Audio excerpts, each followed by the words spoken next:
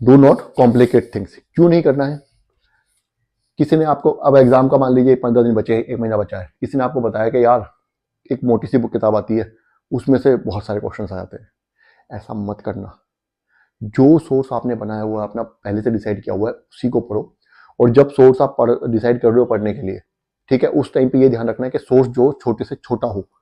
मतलब छोटे छोटे का मतलब, अगर आपका एनसीईआरटी से काम चल रहा है तो आप फिर उसके साथ स्टैंडर्ड बुक में पढ़ना। अगर आपको लग रहा है आप 10 में से 8 क्वेश्चन 7 क्वेश्चन कर पा रहे हो एनसीईआरटी से पढ़ के, तो आप फिर एडिशनल उन 2-3 क्वेश्चन के पीछे कभी मत मांगना, क्योंकि वो 2-3 क्वेश्चन बने ही इसलिए, वो किसी से सॉल्व नहीं होने। समझ रहे हो?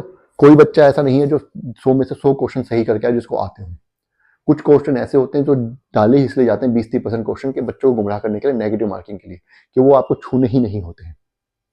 जब पेपर इजी होता है तो उन क्वेश्चंस की जो वो क्वेश्चन थोड़े कम कर दिए जाते हैं।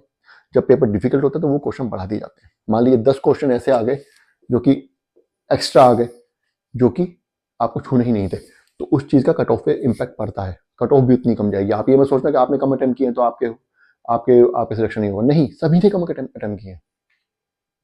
ठीक है, इसका सबसे अच्छा एग्जाम्पल यूपीपीसी से 2025-24 का जो एग्जाम हुआ था, उसमें पेपर बहुत डिफिकल्ट आया। किसी बच्चे ने, बहुत कम बच्चों ने 100, पहले क्या होता था, बच्चे 130-30 40-40 क्वेश्चन सही करके आते थे। सही का मतलब अटेम्प्ट करके आते थे, जिनमें से उनके 120-25 सही भी होते थे।